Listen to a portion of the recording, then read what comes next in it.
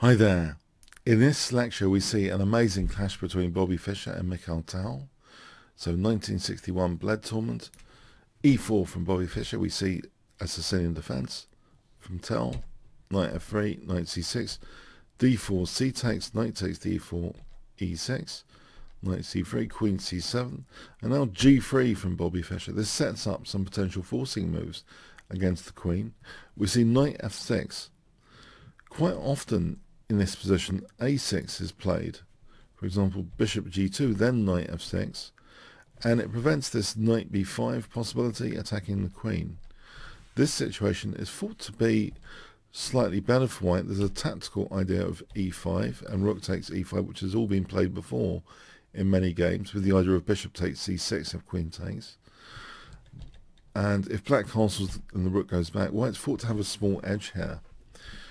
But in this game, we have a provocative knight f6, and now actually, with the omission of a6, Fischer does actually kind of punish that in a way. Knight db5, queen b5, queen b8, and now bishop f4. Black needs to, in this position, play e5, which does concede a structural weakness, d5. It seems Mikhail Tal playing very optimistically here with knight e5. That self-pin sustained, but with the idea of following up with bishop c5 and d6, which is a very, very interesting idea. But e5 technically is better. For example, this situation, say bishop takes f6, we have what looks to be a strange version of a Sicilian Sveshnikov. Bishop b4, and black should actually not be that bad. White's only slightly better here because of the structural concession here in this variation. But with knight e5, it seems as though here, very interesting now already. Guess what Fischer plays in this position, which is surprising maybe. What do you think white plays? Okay, instead of fianchettoing, actually we see the move bishop e2. It seems for Fischer a key imperative here, it seems, is this knight on e5. This bishop e2 restricts that knight from using g4, for example. So it seems more useful than putting the bishop on g2. We see bishop c5, and now again another very interesting key move. Guess what Fischer plays in this position?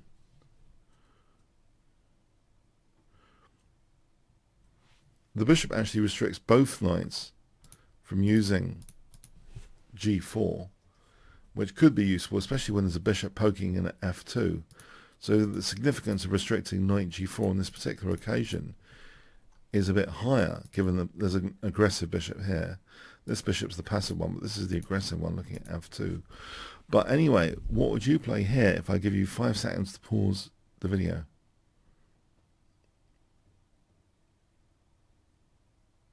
This is an amazing, accurate move. Instead of castling, Fischer actually plays bishop takes e5. If white had castled, then, as an example, black castles, and if a3, a6, knight a4, as an example, here, bishop takes, rook takes, this situation is about even. If we go back here and question white a3, what about a4, then a6, knight d4, queen c7, black has a very reasonable position. It's about equal here. The bishop's kind of aggressive on c5, and this is fine for black, but Fischer indulges a forcing move right in the opening here. But it's backed up by this bishop being on e2.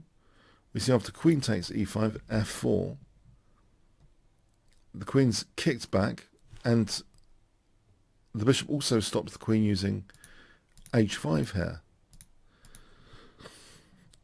So we have queen b8 going all the way back, and now e5, and the knight is unable to use g4 and h5, clearly.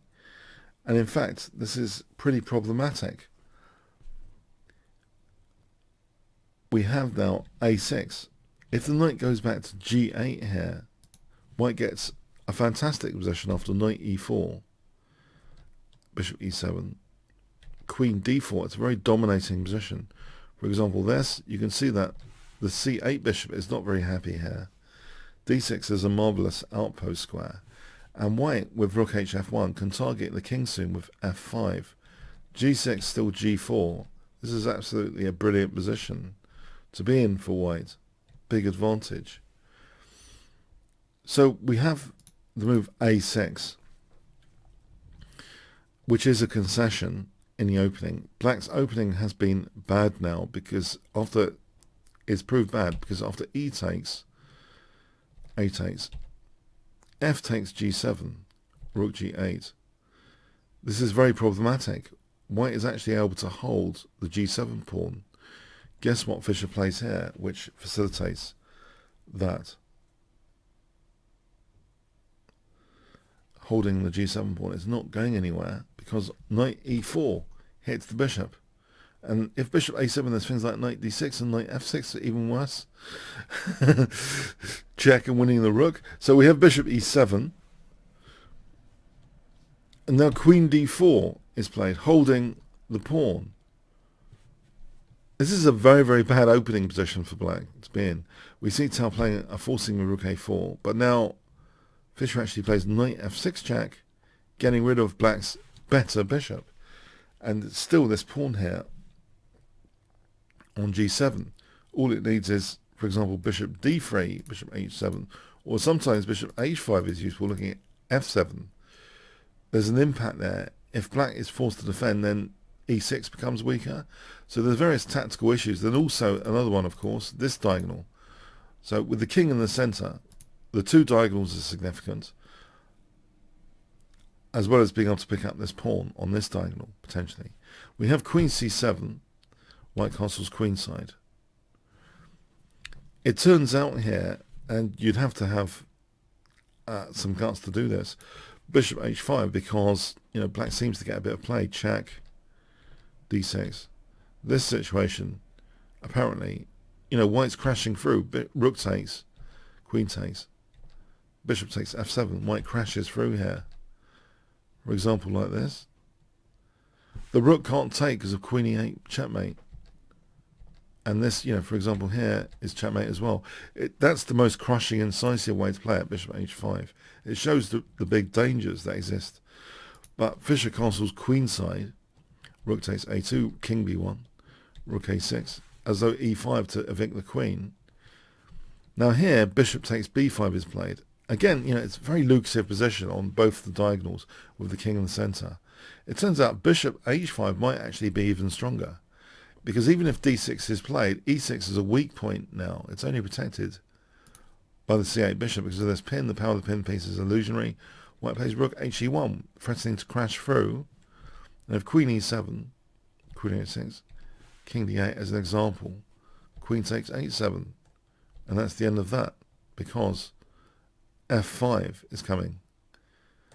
The king's in the center. e5, rook takes e5. The king's in the center. It's hopeless. This situation is an overload. Rook takes e6. It's totally an overload. And yeah, the check doesn't mate. The king can escape. White's much better here. So yeah, that's the most precise it seems, bishop h5. But we have bishop takes b5. This is still very, very interesting what happens. Rook b6, bishop d3, and now e5. So hitting the queen. Guess what Fischer plays here in this position? If I give you 5 seconds to pause the video. White to play.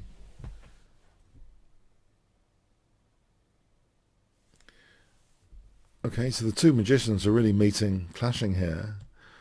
We have f takes e5 offering a queen sack because Fischer believes that this other rook can be won after bishop takes h7. As an alternative, if queen h4, this is also good for white, for the record. But this is absolutely brilliant stuff, f takes. After rook takes, e takes. Yes, there's bishop takes h7 incoming. It's difficult for black to do anything about this. We see queen c5. If queen c6 is an alternative, just hold the pawn, and then bishop takes. Big advantage. So queen c5, bishop takes, queen g5, Fischer takes on g8, and doesn't mind the queen winning these pawns. He's got 2 rooks for a queen now, and he's going to win f7. So he's got 2 protected, not 2 passed pawns here as well. Nevertheless, he doesn't let up. In this move, he plays bishop e6 with a threat immediately of rook f7. We have queen h6. Just to show that, if b5, rook f7, queen e5, bishop takes d7, and that's a big advantage for white. So queen h6, bishop takes d7, and we're transitioning into essentially a 1 ending. The 2 rooks overwhelm the queen here because of the pawns. So check, check, and the rook comes back. Now, Fischer is looking to play rook h1 to play rook h8. We have b5 being played. Pardon me, there's also, that's in principle, because queen g3 is hitting the rook. After taking on b7 rather, let me just show you that. So b5 is played. If queen takes g3, it hits the rook, yes. We have to take this first, but the threat is now rook h1, rook h8. And that will be problematic if that happens. You know, as an example, if queen g4, rook h1, and you know, if queen d4, we just play rook h8, and then we win the queen. That's the principle anyway. So rook d1, we have b5, rook b7, queen h5, which hits the rook and protects the pawn. g4, we have now queen h3. If queen takes g4, in fact, we see the rook h1 idea with rook h8. So queen, we see that idea again. That's the principle here. The king is restricted in this situation. So getting a kind of lawnmower mate pattern where the 2 rooks like mow down the king is important. So queen h3, we have g5, queen f3, check, king f8, and now this pawn is taken, king g7, rook b6, queen g3, rook d1, queen c7, rook d6, queen c8, b3, king h7. After rook h6, the game ended here. If it continued, let's say king g8, then rook a7, and then the rooks go both on the 7th rank. The king's safe enough, and for example like this, we can win the queen tactically. It's overwhelming for the queen. Mikhail Tal said something to the effect of, it's difficult to play against Einstein theory as a result of this game. Yeah, it's such a supremely accurately played opening by white on a provocation move, knight f6, not depriving the use of b5. It's fascinating that the routine decisions we'd normally make as a human, general human, Fischer is questioning everything here. He's questioning the follow-up, which would be implied, you know, by this bishop g2. He's totally alert from move 1 in this game. He hasn't basically said to himself, oh, I'm going to follow up with this, I'm going to follow up with this. No, he looks at each position in the opening here, and he recognizes there is some punishment coming for the black position here because of the omission of a6, and he arranges a very specific punishment involving, you know, this bishop f4 potentially, and then controlling this diagonal key square like g4 and h5. So we see a very specific sequence of moves here. After bishop f4, we see this very specific move, bishop e2. That's quite a mindset because quite often in the opening in tournaments, many players kind of rattle off their opening moves to save time for later.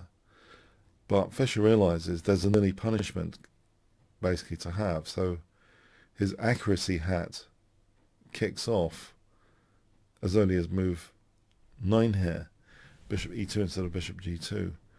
the accuracy hat is put on to deliver a very accurate punishment.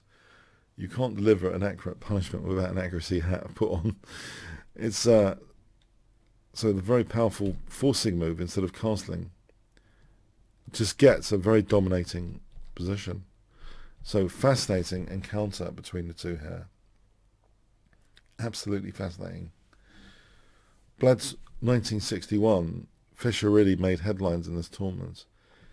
He came second to Tal, but he was the moral victor of this tournament in many people's view. So I'll take you to that game end position. Yeah, a fantastic game, showing already in 1961 Bobby Fischer is already a formidable opponent now. He's evolved into a very, very dangerous player indeed. Okay, thanks so much. Hi guys, if you enjoyed this video lecture, you might want to get more at my course, Kingscrusher TV/Bobby Fischer, which I had a blast creating, over 25 hours of video content. I tried to get the most instructive juice out of every single game covered and picking the most important games from this period. I had an absolute blast creating it, and I think you'll have an absolute blast checking it out. And it's at a big discount code with this link, you know, Kingscrusher TV/Bobby Fischer has the discount code. So I hope you do check that out. Thanks very much.